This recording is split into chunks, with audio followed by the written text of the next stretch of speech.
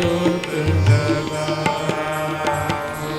मेरा अंतर तिमिर मिटाओ, सतगुरु ज्योत से ज्योत जगाओ। मेरा अंतर तिमिर मिटाओ, सतगुरु ज्योत से ज्योत जगाओ। शीश झुकाए करे तेरी आरती, शीश झुकाए करे तेरी आरती। प्रेम सुधा बरसाओ, सतगुरु ज्योत से ज्योत जगाओ। प्रेम सुधा बरसाओ, सतगुरु ज्योत से ज्योत जगाओ। मेरा अंतर तिमिर मिटाओ, सतगुरु ज्योत से ज्योत जगाओ। मेरा अंतर तिमिर मिटाओ, सतगुरु ज्योत से ज्योत जगाओ। मेरा अंतर तिमिर मिटाओ, सतगुरु ज्योत से ज्योत जगाओ। मेरा अंतर तिमिर मिटाओ,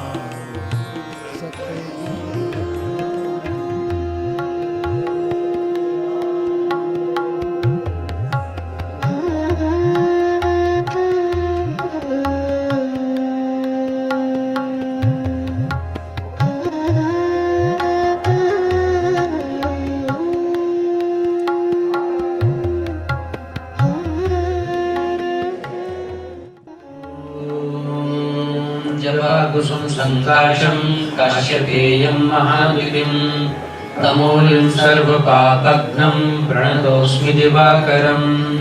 ॐ सूर्याय नमः।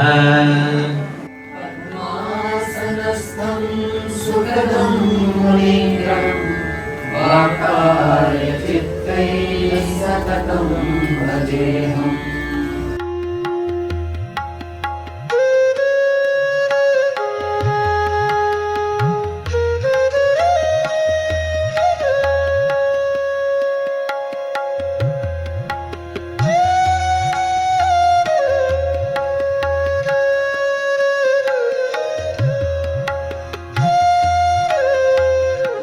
हरिशरणं स्वाहा, ॐ हरिशरणं स्वाहा, ॐ हरिशरणं स्वाहा, ॐ हरिशरणं स्वाहा, ॐ हरिशरणं स्वाहा, ॐ हरिशरणं स्वाहा।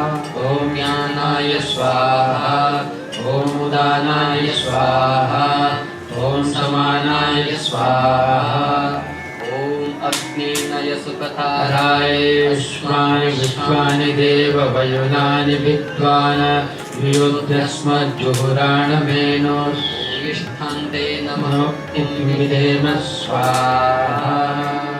ॐ त्र्यम्बकं यजामहे सुगन्धिं पुष्टिवर्धनम् उर्वारुकमिव बन्धनान् मृत्योर्मुक्षीयमामृतात् स्वाहा।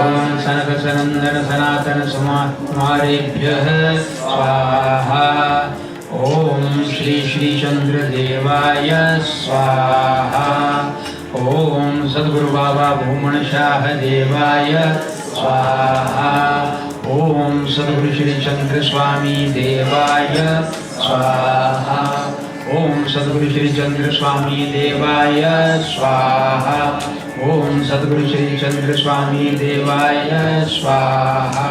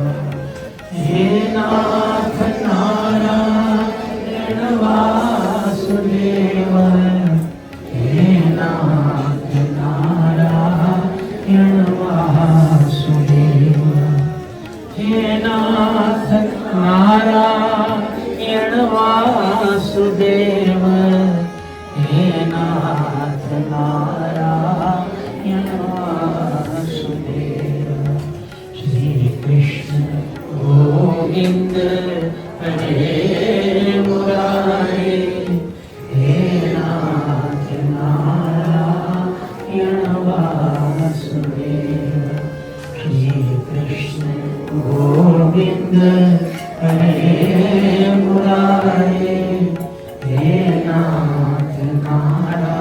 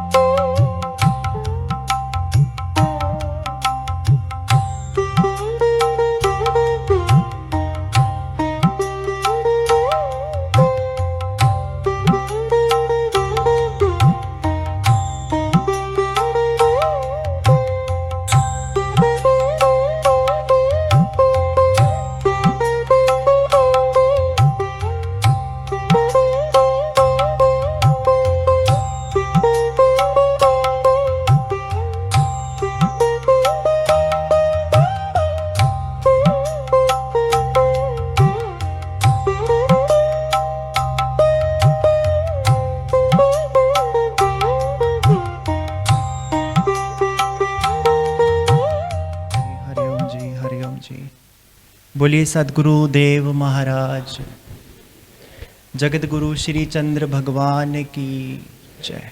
बाबा भूमन शाह देव महाराज की जय। हम सबके जीवन के प्राण आधार हमारे बहुत ही मीठे प्यारे गुरुदेव जी श्री गुरुदेव श्री चंद्र स्वामी जी महाराज, उनके श्री पावन चरण कमलों में हम सब गुरु भाई बहनों का, आश्रम के साधु संतों का शत शत नमन। और पूज्य गुरुदेव जी महाराज जी जो हमारे पूज्य स्वामी जी महाराज के रूप में हमारे लिए वो उन्हीं का रूप है, उनकी आध्यात्मिक धरोहर परम पूज्य स्वामी जी महाराज के चरणों कमलों में हम सबका नमन। आप जितनी भी साध संगत पूज्य महाराज जी के प्रेम में जो दूर दूर से आए, इतनी गर्मी और हुमस और कैसे कैसे बसों पे, अपनी गाड़ियों में, ट्रैक्टर ट्रॉली में, ट्रेन में, फ्लाइट में दूर दूर से आप लोग आए।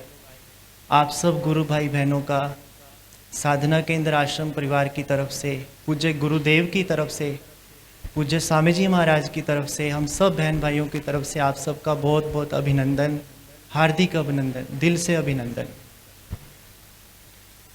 पूज्य गुरुदेव जी को गए भौतिक शरीर से कहेंगे 1 वर्ष से ऊपर हो गया, और आज सबके दिलों में उनकी मधुर छवि वैसी बसी हुई है। और ऐसा लगता नहीं है कि हाँ, फिजिकली लगता है कि गुरुदेव के दर्शन नहीं हो रहे, लेकिन जब हम उनका ये सारा हरा भरा परिवार देखते हैं, वही प्रेम सारी संगत के हृदय में गुरुदेव जी के प्रति जो पहले था, वो वैसा ही प्रेम, उससे भी बढ़कर आज वैसा ही प्रेम है। चाहे वो छोटे बच्चे हैं, बूढ़ी बूढ़ी माताएं हैं, भाई बहन, सबके दिलों में वही प्रेम उमड़ रहा है। गुरुदेव को याद कर रहे हैं, उनकी याद में आ रहे हैं, सेवा कर रहे हैं, तो लगता है कि हाँ, ये पूरा साधना केंद्र आश्रम, जैसे पूज्य स्वामी जी महाराज बोलते हैं कि पूरा साधना केंद्र आश्रम गुरुदेव का शरीर है, तो लगता है कि हाँ, आश्रम उनका शरीर भी है और इस आश्रम के कण कण में पूज्य गुरुदेव जी विद्यमान है, और वो अपना प्रेम, अपना आशीर्वाद, अपनी करुणा, अपनी वो सुंदर शिक्षा, सेवा और सिमरन की पूज्य स्वामी जी महाराज के माध्यम से वो हम सबको दे रहे हैं। पूज्य स्वामी जी महाराज का मैं बताऊं कि आप बहुत संकोच करते हैं, बहुत, कि मेरे बारे में कुछ ज़्यादा नहीं बोलो।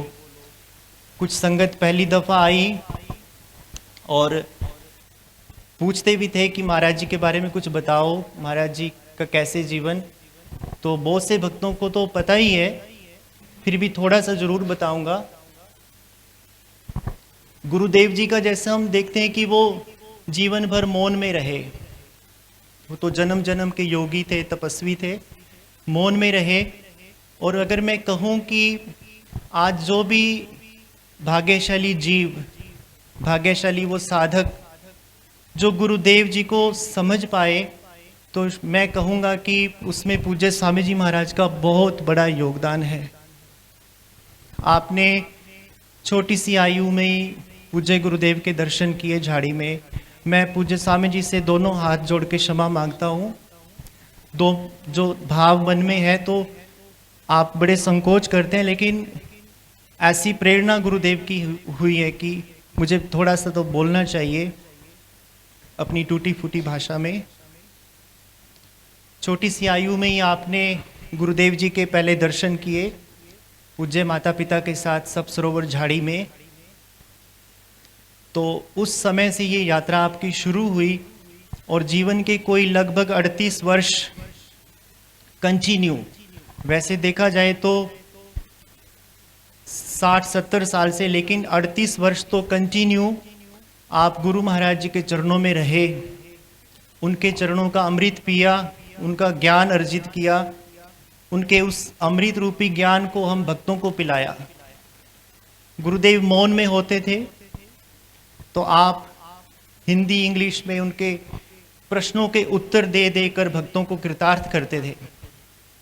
गुरुदेव विदेश गए, कहीं भी गए तो आप उनकी सेवा में हमेशा हाजिर रहे। तो ये हमारा सौभाग्य ही रहा। गुरुदेव जी तो कभी अपने कमरे में कभी बाबा जी की फ़ोटो भी नहीं रखते थे, कुछ भी नहीं रखते थे। तो धीरे धीरे उनके ज्ञान को बाहर उन्होंने निकलवाया और उसको पब्लिश किया। कितनी सारी किताबें महाराज जी की पब्लिश हुई, तो उसमें आपका कितना बड़ा योगदान रहा। फिर जैसा जैसा गुरुदेव बताते गए, छोटा सा आश्रम था, झाड़ी के यहाँ सेवक बैठे हैं हमारे, कितने कुछ गुरु भाई बहन आए हैं जो 1960 से महाराज जी से जुड़े हुए हैं। मोंगा परिवार है, और भी करनाल के भक्त हैं, और भी कई फैमिलीज़ हैं। उन्होंने देखा कि कैसे छोटी सी हट में, छोटी सी झोंपड़ी में गुरुदेव अपने भजन में रहते थे। फिर सेवक निवास में आए और छोटा सा आश्रम बना वो। फिर जब से पूज्य स्वामी जी का वहाँ पे आना हुआ, तो महाराज जी बोलते थे कि ठाकुर रामकृष्ण परमहंस ने आपको मेरे पास भेजा है। तो जैसे रामकृष्ण परमहंस जी के सारे कार्य जो थे वो स्वामी विवेकानंद जी ने किए, उसी प्रकार पूज्य गुरुदेव श्री चंद्र स्वामी महाराज के जो सभी कार्य वो पूज्य स्वामी प्रेम विवेकानंद जी हमारे गुरु रूप में कर रहे हैं। तो गुरुदेव ने जब नया आश्रम ये बनाया, उसमें पूज्य स्वामी जी का, पूज्य स्वामी प्रबोध चैतन्य जी को हम याद करते हैं। उन गुरु भाइयों का बहुत सहयोग रहा। सबने जैसा जैसा गुरुदेव बताते गए वैसे वैसे ये स्थान बना, इसके नियम अनुशासन बने, भवन बने, साधक आके आराम से भजन कर सकें। तो जैसे जैसे गुरुदेव जी की प्रेरणा हुई, जैसा जैसा वो बोलते गए, आपने वैसे ही करके सारी संगत का आध्यात्मिक विकास हो, उसमें अपना अमूल्य योगदान दिया। गुरुदेव जी का जम्मू का आश्रम, उसकी आप सेवा कर रहे हैं। चंद्र चिनार आश्रम जो श्रीनगर में है, और चिनार ट्रस्ट की तरफ से एक मेडिकल कॉलेज है, वहाँ की भी सेवा आप बहुत अच्छे से कर रहे हैं। पीछे आश्रम में एकांत रहा, तो उस समय भी आप अपने एकांत साधना में रहे। ये सब गुरुदेव की कृपा है। और गुरुदेव महाराज जी, मैं तो ये कहूँगा कि उनकी अपार कृपा है, जो पूज्य स्वामी जी के रूप में आज गुरुदेव हमारे साथ में ही हैं। जैसा कि स्वामी जी बोलते हैं कि गुरुदेव का मेन था साधना भजन का समय। गुरुदेव जब महासमाधि में गए तो अगले दिन से ही वो भजन के सारे सेशन वैसे ही चले, सारी सेवा के कार्य वैसे ही चल रहे हैं। ये सब गुरुदेव की अपार कृपा है। और आश्रम में आप सब भक्त लोग, आश्रम एक मठ है, इसकी नियमावली जरूर है कि यहाँ पे कैसे आना है, कैसे रहना है, तो उसको हम फॉलो करें। आप सबका हमेशा यहाँ पर आश्रम में स्वागत और अभिनंदन है। आश्रम की जो भी दिनचर्या है उसको आप आके फॉलो करें, समय समय पे भजन साधना में आते रहें। छोटे बच्चों का हम लोग भंडारों के दिनों में बोलते हैं, तो उस समय बच्चों को भी लाएं, भंडारे के दिनों में वो भी सीखेंगे। तो ये सब महाराज जी की कृपा है। और दूसरा, इस पूरे कार्यक्रम में सब ने जो इतनी सेवाएं की हैं, सब बहन भाइयों ने, सबका बहुत बहुत शुक्राना, धन्यवाद। दिन नहीं देखते, रात नहीं देखते, पूरे टाइम तंदूर पे, इतनी गर्मी में बहनें तंदूर की रोटियां बनाती रही, भाई सब इतनी सेवा करते रहे। तो इन सब को देखते यही लगता था कि गुरु महाराज जी साक्षात इधर विराजमान हैं और उन्हीं की एनर्जी से ये सब चल रहा है। और पुनः गुरु महाराज जी के स्वरूप हमारे पूज्य स्वामी जी महाराज के चरणों में नमन करते हैं। और उसके बाद पूज्य स्वामी जी महाराज से प्रार्थना है कि जो भी गुरुदेव आपको प्रेरणा दें, आप जरूर अपने अनमोल वचन हम सबको सुनाइएगा। पुनः गुरुदेव जी के चरणों में प्रणाम, बाबा जी के चरणों में प्रणाम, पूज्य स्वामी जी के चरणों में प्रणाम। आप सारी संगत को सप्रेम हरिओम। सतगुरु देव महाराज की जय, सच्चिदानंद भगवान की जय। सद्गुरुदेव भगवान की जय, सच्चिदानंद भगवान की जय। मेरे प्रिय सन्यासी गुरु भाई बहन,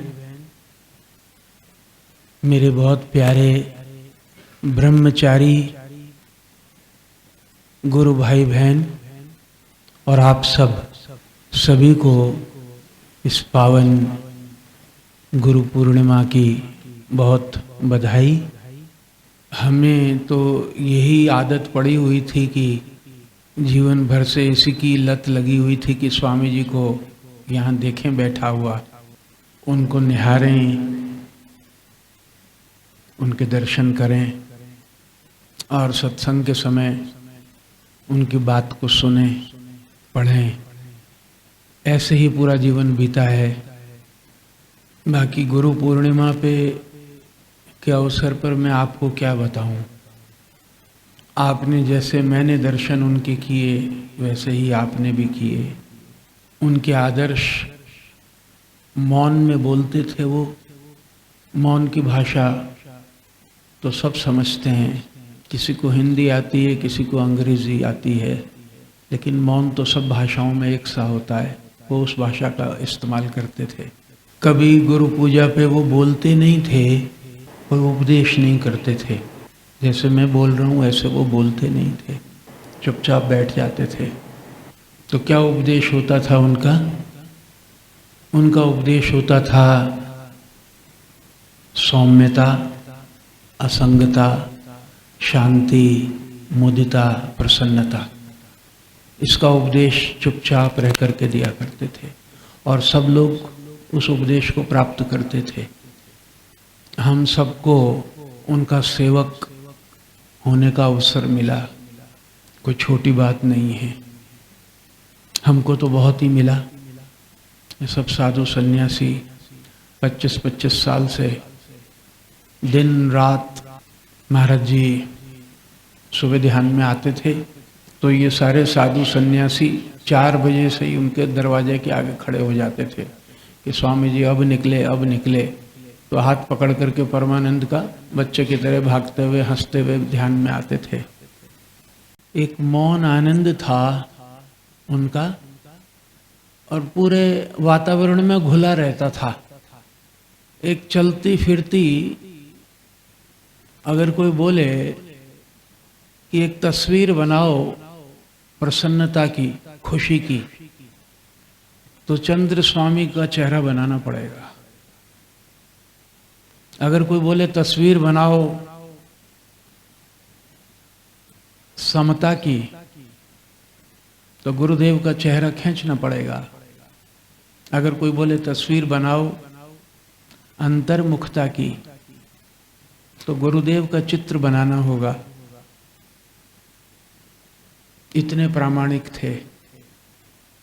कुछ दिनों पहले पतंजलि से एक सन्यासिनी आई थी, बड़ी विदुषी सन्यासिनी है, साध्वी देवमयी। तो वो बड़ी विद्वान हैं। तो योग सूत्र में एक सूत्र आता है, उसमें था कि अगर किसी वीतरागी महात्मा के चेहरे का ध्यान किया जाए तो मन शांत होता है। तो बोलती थी कि स्वामी जी का चित्र ऐसा ही है, अगर इनको देखो तो मन समाहित होता है, उसके विक्षेप समाप्त होते हैं। मैंने कहा ये बिल्कुल सच बात है, ये सच बात है। तो ऐसा उनका जीवन था।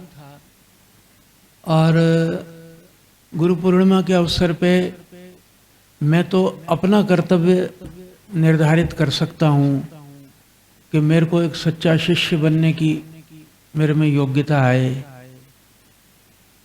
मेरे जीवन में भजन स्मरण और सेवा हो, मैं तो इतना अपने आप को स्मरण करा सकता हूँ। ऐसा ही वो बोलते थे। तो आप लोग भी ऐसा आशीर्वाद करें कि हम इस स्थान की सेवा हम सब कर सकें, मैं भी कर सकूं, आप भी कर सकें। हमको महाराज जी का आशीर्वाद मिले, सबको आशीर्वाद उनका मिला ही हुआ है।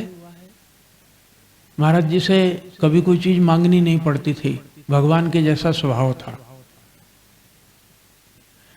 तो ऐसे सहज ही मीठे स्वभाव था उनका, इसीलिए उनको मीठे बाबा बोलते थे। अकारण ही प्रसन्न रहते थे, अकारण ही उनका हृदय दूसरों पर करुणा करता रहता था।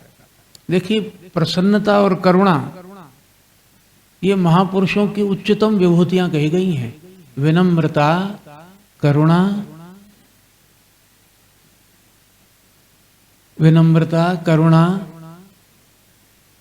ये उच्चतम विभूतियां हैं। तो महाराज जी में ये ऐसे ही खेलती रहती थी, हंसते रहते थे। चंद्र स्वामी जी जैसे महापुरुष के सेवक होने का यदि हम गर्व करें तो हमारे में भी तो कुछ पात्रता होनी चाहिए। एक आग की तरह बिल्कुल निष्पाप, पवित्र, शुद्ध महापुरुष के सामने खड़े होने में हमको लज्जा ना आए, ऐसा भी तो हमको सोचना चाहिए। पात्रता भी तो, वो कुछ बोलें या ना बोलें, हमारा कर्तव्य। देखिए, गुरु पूर्णिमा पर्व कृतज्ञता का पर्व है कि हम में शिष्यत्व कैसे आवे। हमने जो महापुरुषों से प्राप्त किया है अनुग्रह, तो मैं कह रहा था कि ये दिन तो कृतज्ञता क्या है,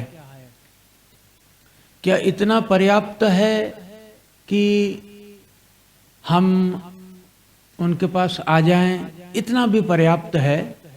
देखिए, जितना भी हम करें उतना भी पर्याप्त है, जितना भी कर पाएं उतना ही पर्याप्त है, और जितना मर्जी कर लें उतना ही अपर्याप्त है।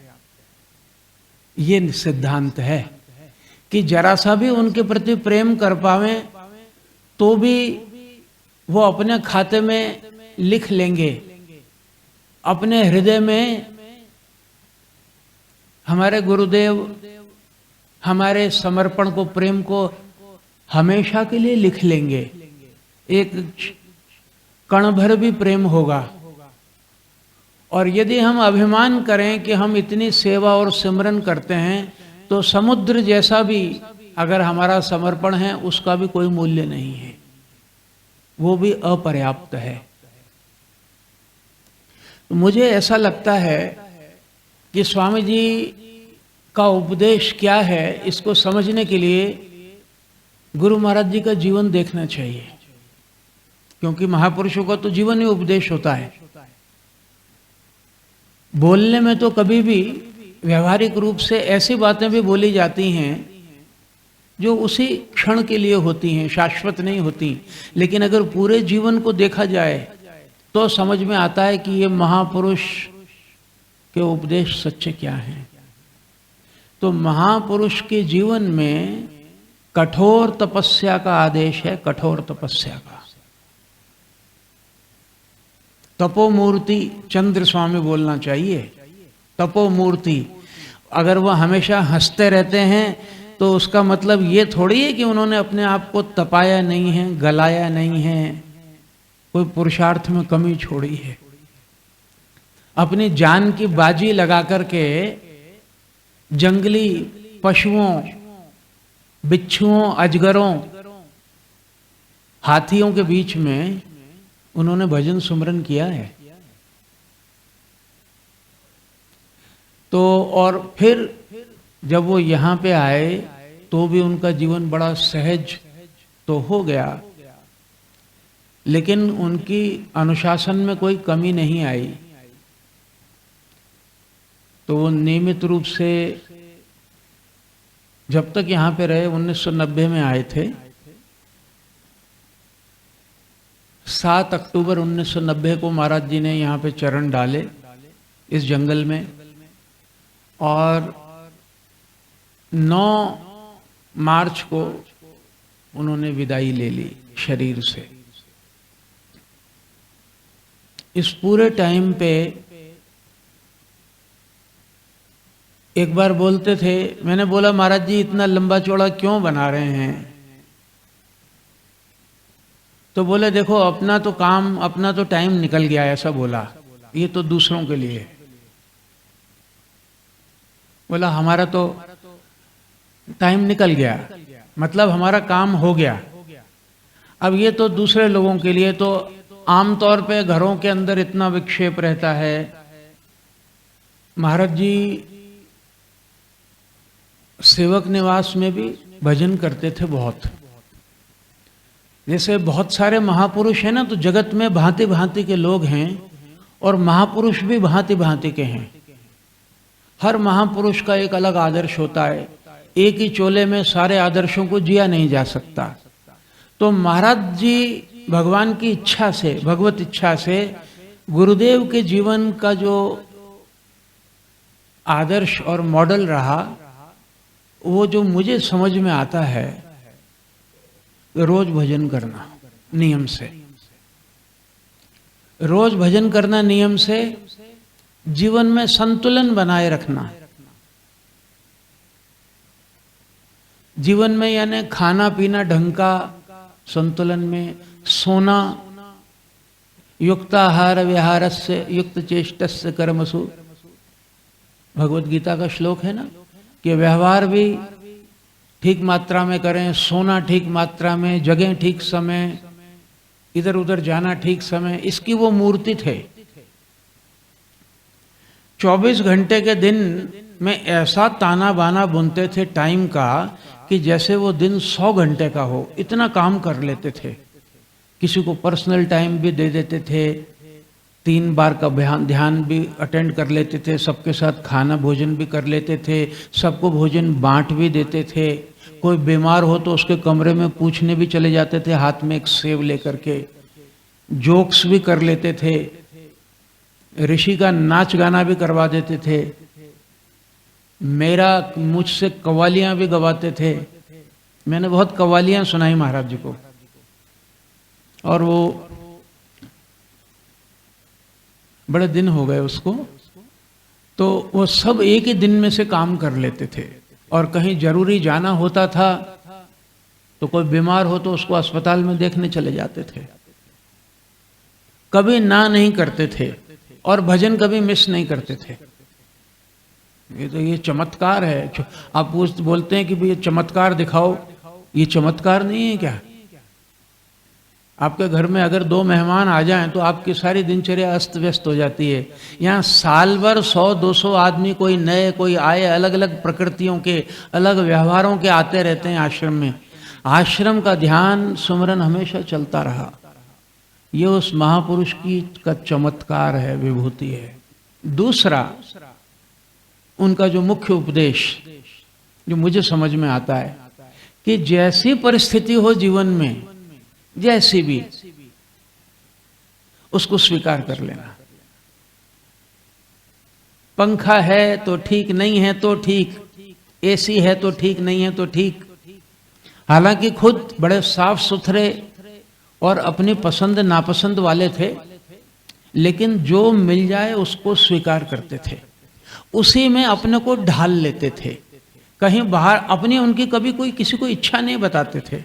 जो मिले, जीवन भर जो मिला सो खाया। मन में क्या है किसी को नहीं बताया। नमक तेज है तो भी खाया, स्वादिष्ट है तो भी। कभी बाहर जाकर के मिर्ची वाली चीज है तो ऐसा नहीं बोलते थे मिर्ची कम डालो, खुद कम खा लेते थे, और दही मंगा लेते थे, थोड़ा मिला करके खा लेते थे। लेकिन तो ऐसे रहे जैसे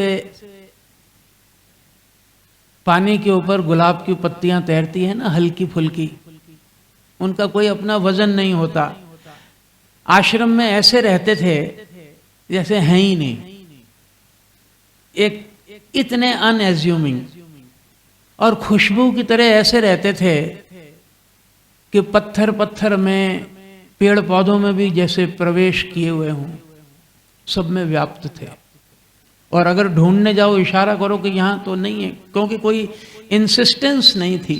वो केवल वाणी से ही मौन नहीं थे, व्यवहार से भी मौन थे।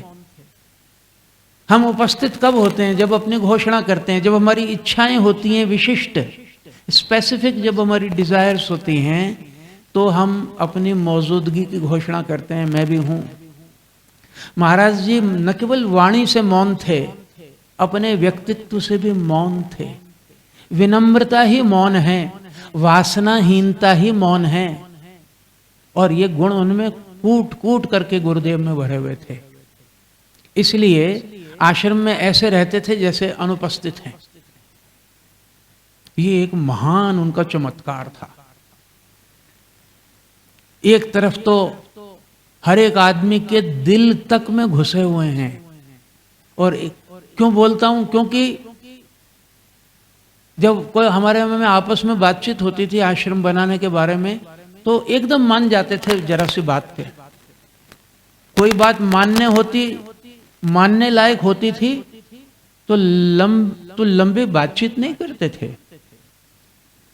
1 मिनट में बोलते थे ठीक है, ओके। लेकिन अगर कोई बात नहीं माननी होती थी तो मानते ही नहीं थे, फिर नहीं मानते थे। निर्णय इतने दृढ़ निर्णय वाले लेते थे। जो व्यक्ति भगवान के लिए अपने घर बार को, समाज को छोड़ करके जंगल में जा सकता है, उसकी संकल्प शक्ति का अंदाजा लगा लीजिए। कितने दृढ़ प्रतिज्ञावान थे वो महाराज जी। तो दूसरा उनका गुण मेरे को लगा कि अडैप्टेबिलिटी। एक जहां पे जैसे जल होता है ना, जिस पात्र में डाल लो वही आकार ग्रहण कर लेता है, ऐसे ही थे। तीसरा उनका गुण अनुशासन प्रियता और आत्मनियंत्रण। Total mastery on himself. दूसरों के ऊपर हुकूमत नहीं करते थे, अपने ऊपर हुकूमत करते थे। अपना मन, अपनी इंद्रियां अपने पूर्ण नियंत्रण में रहती थी गुरुदेव के। खाने पीने पे पूर्ण नियंत्रण। देखिए हमारे में ये त्रिगुणात्मक जगत है, तो इसमें एक गुण होता है तमोगुण। तमोगुण का प्रमुख लक्षण क्या है? नींद और आलस्य और काम को टालना, प्रमाद, आलस्य। तो महाराज जी इतने सतोगुणी थे कि 2:20 पे घड़ी से पहले वो जाग जाते थे। घड़ी बाद में जागती थी, अलार्म, वो पहले जागते थे। और कृष्णदास जिसने उनकी बहुत सेवा की, पास में ही सोए कई वर्ष, रोज मालिश करते थे वर्षों तक डेली। वो बोलते थे कि एक क्षण नहीं लगाते थे उठने में। कड़ाके की ठंड में ऐसे फेंक देते थे रजाई को, और ठीक समय पे, यानी उनमें प्रमाद था नहीं। ठीक टाइम पे उठ करके पानी पीना, 2 गिलास, शौच जाना, नहा धो करके कंघी करके अपने इठलाते हुए दुल्हन की तरह यहां आकर के भजन में बैठते थे मौज से, और सबको दर्शन देते थे। बरसों बरसों करते रहे। जैसे सूरज रोज सुबह पूरब से उगाता है, ऐसे ही चंद्र स्वामी रोज सुबह ध्यान में आते थे। इतनी नियमितता थी। उनका जीवन लिखा, मैंने उनका जीवन लिखा जब मैं उनके चरणों में 12 वर्ष रह चुका था। 2000 में मैं उनके चरणों में 88 में आ पाया, काफी देर से आ पाया। तो 12 साल। और जब उनकी महासमाधि हुई तो मैंने इन संतों को बोला कि मेरे को उनके जीवन में कुछ भी जोड़ना घटाना नहीं है। जैसा 22 साल पहले थे वैसे ही आज हैं, रत्ती भर भी। अब सूरज की बायोग्राफी क्या लिखोगे? जो 5 करोड़ साल पहले था वही आज है, वो तो शाश्वत है, उसको आप नया क्या करोगे? ऐसे ही महाराज जी का जीवन था, कोई परिवर्तन नहीं। उनमें विशेषता नहीं थी, सामान्य थे, विशिष्ट नहीं थे। वे सामान्य थे, यही उनकी विशिष्टता थी। बड़े मीठे संत थे। उनका एक और सद्गुण, वैसे उनको तो गुणों के तो वो भंडार हैं। मैं हम सबके लिए, अपने लिए उनके गुणों का स्मरण कर रहा हूं विशेष। और संघ के लिए, समुदाय के लिए, उनका जो भक्तों का संघ है आपकी दृष्टि से। और उनका एक था कि व्यवहार में मृदुलता, व्यवहार में मिठास। बहुत ही मीठे थे। तो जो उनका आपसी व्यवहार होता था, क्योंकि हमारी जीवन में अगर भगवान को आध्यात्मिकता की बात न भी करें तो हमारे जीवन की एक सबसे अधिक जो समस्याएं हैं वो रिलेशनशिप्स की समस्याएं हैं, संबंधों की, कि हमने किसी से कड़वा बोला और हमसे किसी ने कड़वा बोला, हमको किसी से शिकायत है और हमसे किसी को शिकायत है। तो इस संबंध में भी वो मास्टर थे, व्यवहार के मास्टर थे। पता नहीं कहाँ से उन्होंने गुर सीख लिए, सारी जिंदगी भर तो जंगलों में रहे, पता नहीं इंसानों के बीच में रहने का कायदा उन्होंने कब सीखा, समझ में नहीं आया। तो अपना सारा टाइम टेबल फॉलो करते थे, लेकिन व्यवहार के बड़े माहिर थे। 1 मिनट में बोल देते थे क्षमा करें, किसी का दिल नहीं दुखाते थे, अहंकार थे ही नहीं, उनमें अहंकार नहीं था, तो विनम्र बहुत थे। अब ऊपर से तो बात बड़ी आसान लगती है कि हम कोई पैसे नहीं लगते, किसी का मन क्यों दुखाएं। अच्छा, सभी लोग अधिकांश ये बोलते हैं, सबका जीवन शिकायतों से भरा हुआ है। कोई सूरमा होगा जो बोले मुझे किसी से शिकायत नहीं है, मुझे अपने से शिकायत है। पूरी दुनिया को दूसरों से शिकायत है। गुरुदेव को किसी से शिकायत नहीं थी, अजात शत्रु थे, अजात शत्रु, कोई उनसे घृणा नहीं करता था, सब उनसे अकारण प्रेम करते थे। तो ये एक विभूति होती है, राग द्वेष न होना, ये एक चमत्कार है, भगवान का गुण है, वो उसमें था। हमारे अपने अपने दिलों को टटोलें, राग द्वेष की पोटली मिलेगी, बड़ी बड़ी गठरियां, उस महापुरुष में नहीं थी। नीट एंड क्लीन स्लेट थी उनकी। राग द्वेष वियुक्तस्तु विषयान इंद्रियश्चरण आत्मवश्ये विधेयात्मा प्रसादम अधिगच्छति प्रसादे सर्व दुखानाम हानिरस्योपजायते प्रसन्न चेतसो यहाशु बुद्धि पर्यवतिष्ठते। भगवत गीता बोलते हैं कि राग द्वेष चित्त में न रहने से, जगत का व्यवहार करने से भी मन खुश हो जाता है, प्रसन्न हो जाता है, और चित्त की प्रसन्नता प्राप्त होते ही बुद्धि स्थिर हो जाती है। ये तो इक्वेशंस हैं, स्पिरिचुअल इक्वेशंस हैं कि शांति कब मिलेगी। इसके अलावा कितनी भी किताबें पढ़ लो, कितने भी प्रवचन पढ़ लो, चित्त शांत और स्थिर नहीं होगा। चित्त में राग द्वेष की आंधी भी चलेगी और लपटें भी उठेंगी, और सबसे पहले तुमको जलाएंगी, आपकी आत्मा को झुलसा देंगी। झुलसाती ही हैं, बोलने की जरूरत थोड़ी है। अंतर्मुख होकर के टटोलें अपने अंतर्मन को। महाराज जी निर्मल चित्त, प्रशस्त ललाट, उन्नत भाव भंगिमा, प्रसन्न वदन, जैसे तराजू के 2 पलड़े, एक अंतर्मुखता का पलड़ा, एक बहिर्मुखता का पलड़ा। वो बहिर्मुखता का पलड़ा उस दीवार पे लगा है, अंतर्मुखता का पलड़ा इस दीवार पे टंगा हुआ है।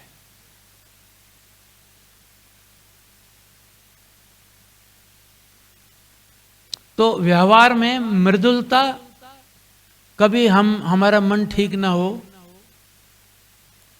तो पूछ लेते थे कि तुम उदास क्यों हो, पूछ लेते थे, पता लग जाता था उनको। वैसे हम उनके चरणों में प्रायः प्रसन्न ही रहते थे, पर साधारण आदमी हैं, बोलते थे कभी मेरे से कोई गलती तो नहीं हुई, ऐसा बोलते थे। सबका, साधुओं का इंडिविजुअली ख्याल करते थे, इन सब का, संगत का भी करते थे। तो एक तो व्यवहार, उनका व्यवहार की मिठास, मृदुलता, किसी से कोई इच्छा नहीं रखते थे। और उनका गुण देखो, बड़े स्वावलंबी थे। जब तक अपना आप था, मेरे ख्याल से 85 साल की उम्र तक, तब तक किसी से पानी का गिलास भी नहीं मांगा, कुछ नहीं मांगते थे किसी से।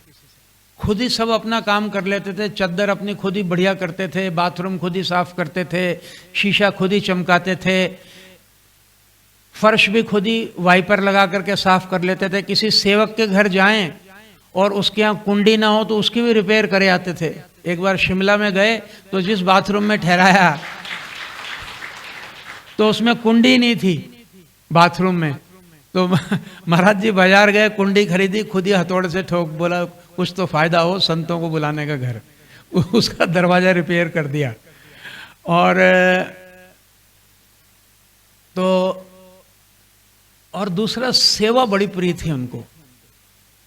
सेवा ऐसी करते थे कि दाएं हाथ को पता न लगे बाएं हाथ ने क्या दिया है इतने गुप्त रूप से सेवा करते थे। तो ये तो व्यवहार हुआ। इन सब व्यवहार के पीछे देखिए, सब गुण मुमकिन है कि अनुशासन भी किसी के व्यक्ति के जीवन में हो, मुमकिन है कि किसी के जीवन में माधुर्य भी हो, मुमकिन है किसी के जीवन में संबंधों को बरतने की कला भी हो, लेकिन नजर परमात्मा पे हो, ये बड़ा दुर्लभ है। उनके जीवन का केंद्र परमात्मा था। वो प्रत्येक क्षण परमात्मा में जीते थे और परमात्मा के लिए जीते थे। ये उनका एक विभूति थी। फिर उन्होंने ये स्थान बनाया और बोलते थे कि यहां कौन आएगा जंगल में,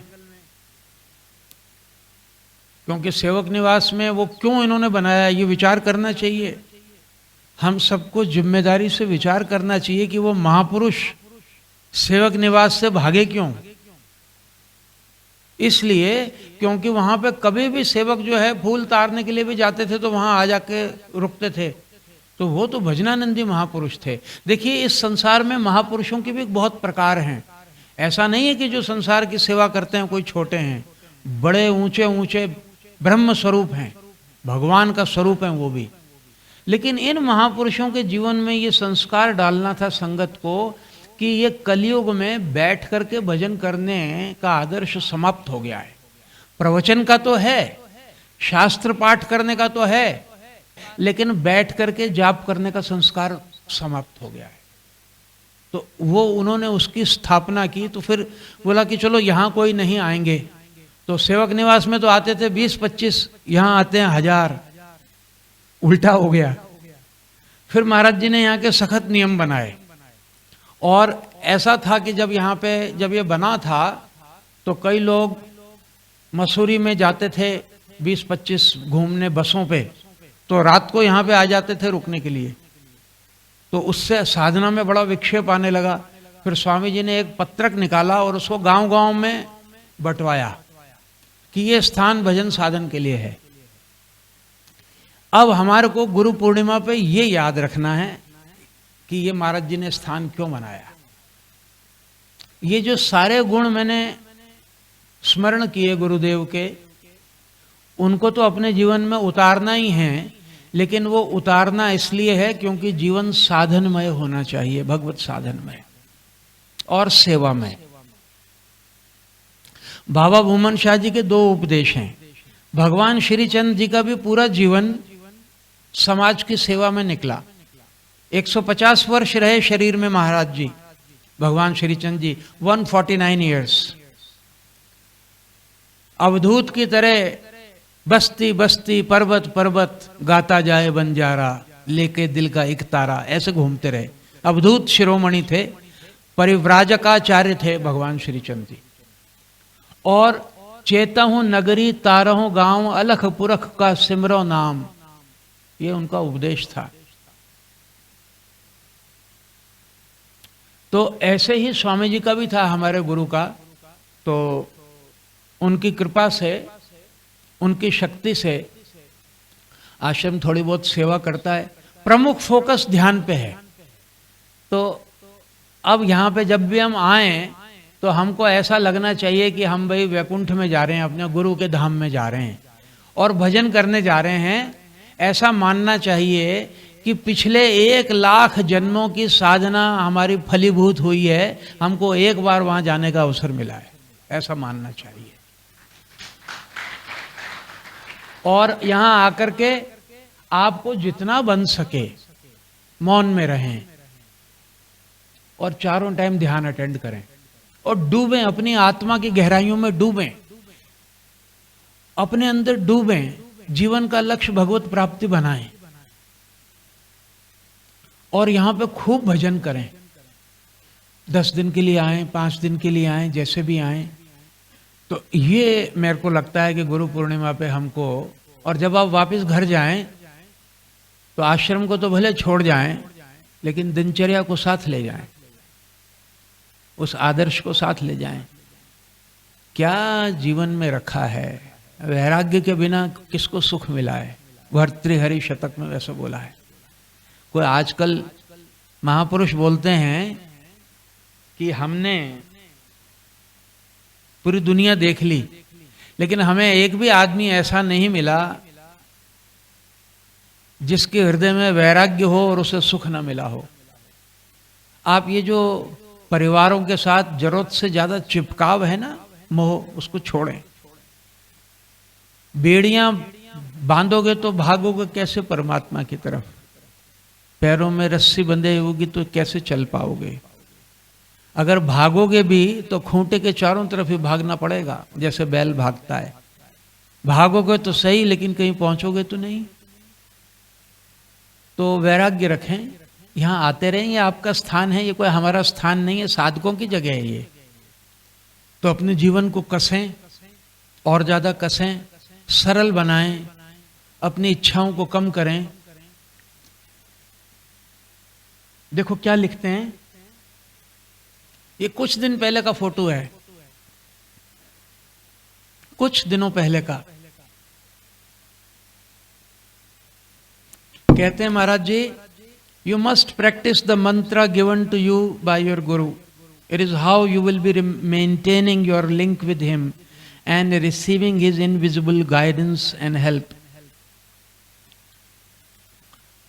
आपको जो गुरु से मंत्र प्राप्त हुआ है उसका तो आपको जाप करना ही चाहिए. उस मंत्र का जाप किए बिना उसका कोई विकल्प नहीं है. और सिर्फ यही तरीका है. आप चाहते हैं ना कि इनका हाथ आपके सिर पे बना रहे, ऐसा चाहते हैं ना, ये तरीका है. बोलते हैं केवल यही एक मार्ग है जिससे आप उनकी अदृश्य मार्गदर्शन, उनका अदृश्य मार्गदर्शन और सहायता आपको हमेशा प्राप्त होती रहेगी. महाराज जी ने कई बार बोला कि सिद्ध महापुरुष शरीर त्यागने के बाद में और ज्यादा अच्छी तरह से अपने सेवकों की मदद कर पाते हैं, क्योंकि शरीर तो 5-6 फुट का है, इसकी सीमाएं होती हैं. अब वो जब सीमा हट गई तो अब वो ज्यादा सक्रिय रूप से हमारी सहायता, सेवा हमारी कर सकते हैं. अदृश्य.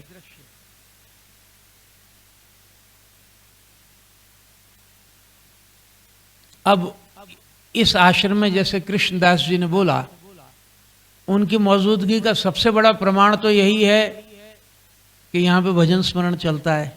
यहाँ से सेवा जैसे पहले चलती थी वैसे अब चलती है.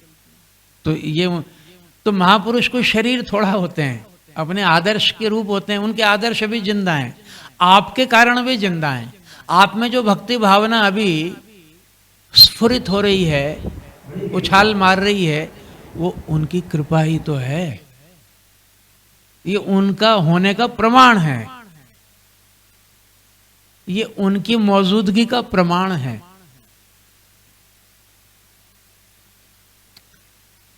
इसमें हमने 30 उनके उपदेश लिखते हैं. देखो, क्या गुरु का भौतिक शरीर ही गुरु है? गुरु तत्व. एक बार रेशमा ने, जो अभी बंगलोर में रहती हैं, विकास आए हुए हैं यहाँ पे, उनके पतिदेव, महाराज जी में बहुत श्रद्धा, उसका बड़ा प्यार था. इनका भी बहुत प्यार है पूरे परिवार का, सेठी जी. तो इसने एक बार पूछा, गुरु पूर्णिमा पे ही पूछा, कि गुरु क्या होता है, तो उन्होंने वो मैं उसका जवाब उन्होंने दिया कि गुरु जो जीवों के प्रति अकारण ही भगवान की करुणा करने की, अनुग्रह करने की, उनको अपनी ओर खींच लेने की जो एक शक्ति है, उसका नाम गुरु है। गुरु कोई भी भौतिक शरीर का नाम नहीं है। वो शक्ति हमेशा सक्रिय रहती है और सिद्ध महापुरुष उसकी बांसुरी होते हैं, उनमें से वो शक्ति रूपी बांसुरी निकलती है, उनके अंदर वो प्रकट होती है। वैसे तो व्याप्त है सब जगह, और बोला कि गुरु भगवान ही है। ब्रह्मानंदम परम सुखदम केवलम ज्ञान मूर्तिम द्वंद्वातीतम गगन सदृशम तत्वमस्यादि लक्ष्यम एकम नित्यम विमलम अचलम सर्वधी साक्ष्यभूतम भावातीतम त्रिगुण रहितम सद्गुरम तन्नमामि। वो जो तीनों गुणों के अतीत है, जो बुद्धि का भी साक्षी है, जो परमानंद स्वरूप है, जो एक है, नित्य है, उस गुरु को मेरा प्रणाम है। ऐसा कह के गुरु तत्व की ऐसी महिमा है। इसमें स्वामी जी लिखते हैं, क्या गुरु का भौतिक शरीर ही गुरु है? नहीं, वास्तव में गुरु की आध्यात्मिक शक्ति तथा उनके उपदेश ही हैं जो जीवन भर शिष्य का पथ प्रदर्शन करते रहते हैं। अब हमारे हाथ में क्या है बताओ तो? उनके उपदेश, उनकी मेहरबानियां, उनकी मिठास। अब हमारे हाथ में क्या बचा हुआ है? अगर आप किसी लौकिक काम के लिए स्वार्थवश इस महापुरुष से जुड़े हैं तो भी बड़ी अच्छी बात है, लेकिन छोटी बात है। ये तो बहुत बड़े महापुरुष हैं। तो उनकी गुरु की आध्यात्मिक शक्ति यानी उनकी ताकत, आपको मदद कर सकने की उनकी शक्ति और उनके उपदेश, ये जीवन भर शिष्य की उंगली पकड़ करके रहते हैं। जो अच्छे इंसान होते हैं वो किसी को छोड़ते हैं क्या आधे रास्ते पे? अच्छे दोस्त किसको बोलते हैं? जो छोड़ते नहीं है, साथ नहीं छोड़ते हैं, सत्य का साथ नहीं छोड़ते। तो गुरु कैसे शिष्य को छोड़ देगा? इसका दृढ़ विश्वास रखें कि उन्होंने आपकी उंगली पकड़ी हुई है। आप छुड़ाने की कोशिश कर रहे हैं, उसने पकड़ी हुई है। आप ऐसे ऐसे कर रहे हैं, छोड़ो मेरे को, बच्चे के पास, पोते के पास जाना है, मेरी उंगली छोड़ो। यदि आपने ठीक ठीक समझा है तो आपको अनुभव होगा कि देह त्याग के बाद सद्गुरु का प्रभाव अधिक गहरा और जीवंत हो जाता है। शरीर छोड़ने के बाद उनका प्रभाव अधिक गहरा हो जाता है हमारे जीवन पे। भौतिक शरीर तो एक पिंजरे की तरह है। आप अपने शरीर के द्वारा खुल करके काम नहीं कर सकते। एक सच्चे गुरु से उसकी शांति और अनुभूतियां सहज ही चारों ओर फैलती रहती हैं। जो गुरु के प्रति खुले हुए होते हैं और ग्रहणशील होते हैं, वे इसका कभी भी इससे लाभ उठा सकते हैं, कभी भी। शिष्य के लिए गुरु से कुछ प्राप्त करना तब ज्यादा आसान होता है जब वे शरीर में होते हैं। शिष्य के लिए गुरु से कुछ लेना तब आसान होता है जब वो शरीर में होते हैं, क्योंकि हम खुद शरीर है ना, तो शरीर से परे तो कुछ देख नहीं सकते। गुरु जब शरीर में होता है तब साथ साथ बिना शरीर के भी होता है। उसके दो रूप होते हैं गुरु का, एक तो शरीरी स्वरूप, एक अशरीरी स्वरूप। चूंकि हमारी स्थिति ऐसी है कि हम सिर्फ शरीर की भाषा समझते हैं, तो हमारे लिए गुरु से प्राप्त करना तब आसान होता है जब गुरु शरीर में होता है। तो हम गुरु से शिकायत करते हैं कि आप तो मेरी तरफ नजर भर के देखते नहीं, क्या नाराज है मेरे से? आप मेरे से पहले जैसा प्यार नहीं करते। हम गुरु से शिकायत करते हैं। बड़ी अच्छी बात है, करनी चाहिए, क्यों नहीं। लेकिन गुरु की जो नजर है वो बहुत गहराई से आती है।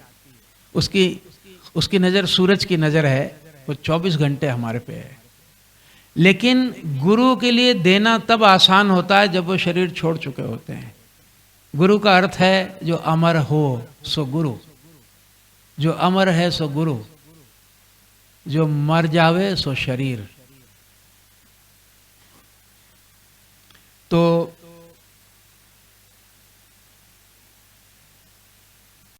एक हम हवन में श्लोक पढ़ते हैं, मातृवत लाल यत्री च पितृवत मार्गदर्शिका, नमस्तु गुरु सत्तायै श्रद्धा प्रज्ञा युता च यह। माता का स्वभाव पिता से भिन्न होता है। माता में ममता की प्रधानता होती है, पिता में अनुशासन और मार्गदर्शन के भाव की प्रधानता होती है। गुरु में दोनों का संगम होता है। जरूरत पड़ने पे ममत्व गहरा हो जाता है और जरूरत पड़ने पे अनुशासन की प्रताड़ना का भाव गहरा हो जाता है। तो गुरु के लिए आया कि वो माता की तरह लालन पालन करने वाला है गुरु, यानी माता से बढ़ के उसमें ममता और पिता से बढ़कर के वो मार्गदर्शक। माता की ममता अंधी होती है, प्रज्ञावान ममता नहीं होती। बेटा कोई बुराई भी करेगा, गलत भी, तो भी ममता उसकी रहेगी। गुरु की ममता आत्मा से निकली हुई है, आत्मज्ञान से प्रस्फुट है। वो उसने देखा है कि ये तो आत्म स्वरूप है, जीव भगवान का अंश है, मेरा बच्चा है। आप ये सोचो कि गुरु अपने शिष्य को अपने पेट में पालता है माता की तरह, सालों साल, 9 महीने नहीं, 9 साल, 10 साल, 20 साल, 30 साल अपने पेट में रखता है।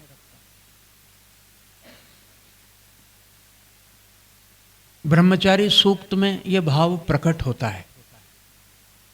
ब्रह्मचारी सूक्त है वेदों में, उसमें ये बोलते हैं कि गुरु शिष्य को अपने पेट में रखता है, यानी अपनी आत्मा उस पर उड़ेल देता है। आप यूं समझिए संक्षेप में कि यदि समर्थ गुरु के बावजूद अभी हम कुछ प्राप्त नहीं कर पा रहे, तो हमारे कहीं ना कहीं बड़े भारी प्रतिबंध हैं पाप के, पूर्व जन्मों के और इस जन्मों के। हम उनके कारण प्राप्त नहीं कर रहे ऐसा नहीं, हम उनके बावजूद प्राप्त नहीं कर पा रहे ऐसा। तो भी लगे रहें। ये सतोगुणी संत, इनका लक्ष्य जीव को अपने स्वरूप का ज्ञान कराना है। आपकी हर अच्छी बुरी लौकिक इच्छा या वासना की पूर्ति ये इस काम के लिए नहीं है। उस काम के लिए किसी मिनिस्टर के पास जाइए, उस काम के लिए चंद्र स्वामी नहीं है। तो गुरु महाराज जी के चरणों में अरदास है कि हम उनकी कृपा को पहचानें, आत्मसात करें, भजन बंदगी करें, सेवा करें जितना बन सके।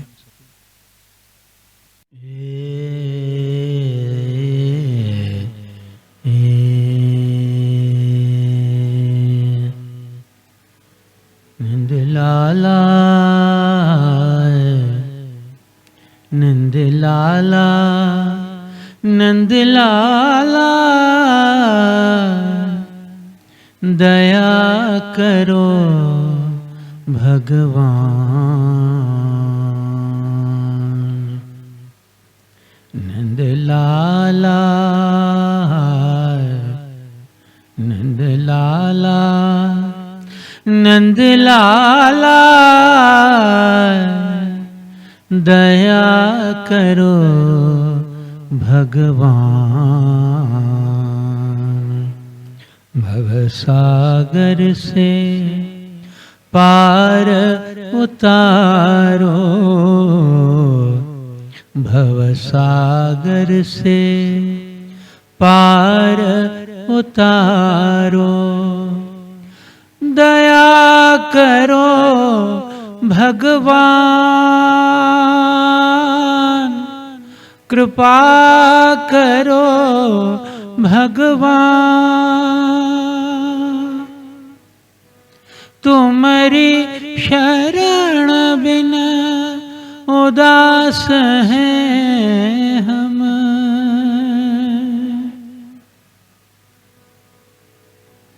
तुम्हारी शरण बिना अनाथ हैं हम।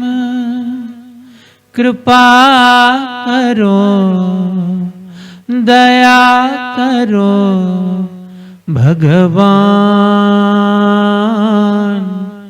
कृपा करो भगवान। नंद लाला ओ नंद लाला, नंद लाला दया करो भगवान, दया दया करो भगवान।